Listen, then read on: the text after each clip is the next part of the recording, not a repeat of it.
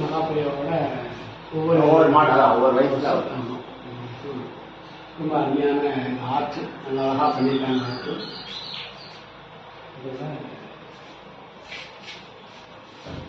மகாபிரிவா பிறந்த இடம் இதான். இந்த வீடு பழமையான வீடாக இருந்தது, 4 வீடு போட்ட வீடு. அதை இப்போ புதுப்பிச்சிருக்காங்க. இப்போ டைல்ஸ் எல்லாம் போட்டு கொஞ்சம் நல்லா பண்ணி பக்கத்தில் வேத பாடசாலையும் இருக்குது. இந்த வீட்டை அவங்க சொந்தக்காரர் ஒருத்தர் வாங்கி வேத பாடசாலைக்கு கொடுத்துருக்காரு. மகாபிரிவார் பிறந்த இடம் இந்த இடம் தான்.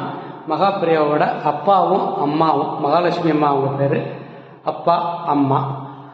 மகாபிரியாவோட தம்பி சிவன் சாருன்னு சொல்லுவாங்க, தாடி வச்சுட்டு பக்கத்தில் இருக்கவர். மகாபிரியாவுக்கு பெரிய ஞானி அவர். மகாபிரியாவோட தம்பி. பக்கத்தில் இருக்க ஆதிசங்கர பகவத்பாதோட மார்பன் சிலை. மகாபிரிவா பிறந்த இடம் இந்த இடம் தான். அதனால அவருக்கு இந்த இடத்துல ஒரு ஸ்டேச்சு அப்படி உயிரோட்ட இருக்க மாதிரி ஒரு மெழுகு சிலை மாதிரி வச்சிருக்கிறாங்க. அப்படியே சாட்சாத் பெரியவாவே உட்கார்ந்துருக்க மாதிரியே இந்த தோற்றத்தில் நமக்கு தெரியுது.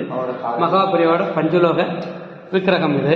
மகாபிரிவா காலத்தில் அவர் பயன்படுத்திய பாதுகை, அவர் காலில் பிறந்த பாதுகை அவருக்கு பிரியமான ஒருத்தருக்கு கொடுத்து அவரு இந்த வீடை இந்த மாதிரி மகாபிரிவாவோட ஒரு வேத பாடசாலை நினைவு இல்லாமல் மாற்றும் போது அவர் தான் பெரியவாட்ட வேங்கின அந்த பாதுகையை இந்த வீட்டுக்கு கொடுத்துருக்காரு. எனக்கு டெய்லி காலையில் இங்கே வந்து பெரியவாக்கு பூஜையெல்லாம் பண்ணிட்டு இருக்கிறாங்க. இந்த வீடை இந்த அம்மா தான் இப்போ நிர்வாகம் பண்ணுறாங்க. இந்த அம்மா ஆமாம், மகாபிரியாவுக்கு பெரியம்மா பையன். இவர் வந்து மகாபிரியாவுக்கு முன்னாடி பீடாதிபதியே இருந்தார். இவருக்கு அம்மை நோய் வந்து அவர் சமாதி ஆகும்போது 1 வாரம் தான் இருந்தார். இவருக்கு அம்மை நோய் வந்ததுனால இவருக்கு ட்ரீட்மெண்ட் எடுக்க தான் பெரியவா வந்தார். வந்ததுல இவருக்கு அம்மை நோயில் சித்தி அடைஞ்ச உடனே பெரியவாக்கு சன்னியாசம் கொடுத்த உடனே பெரியவா உடனே பீடாதிபதி ஆகிட்டார். 13 வயசுல பீடாதிபதி ஆகுது. வேற எங்கேயுமே கேள்விப்படாத ஒரு விஷயம். மகாபிரியாவா இந்த மரத்துக்கடியில் உட்கார்ந்துருக்காப்புல உள்ள போட்டோ. மகாபிரியாவா வந்து அடிக்கடி இந்த மேனாங்கிற இந்த பல்லக்கில் தான் போவார். இந்த பல்லக்கு தான் இது. இதுக்குள்ளே உட்காந்துருப்பாரு மகாபிரியாவா. உட்காந்து இதில் வந்து ஸ்க்ரீன் திரை போட்டிருப்பாங்க. யாராவது வந்து பெரியவா தரிசனம்னா அந்த திரையை விளக்கிக்கிட்டு இதுலேருந்து பார்த்து தரிசனம் கொடுப்பாரு. அவர் பயணித்த இது வந்து பல்லக்கு. இதை தொடர்றதே நமக்கு பெரிய பாக்கியம்.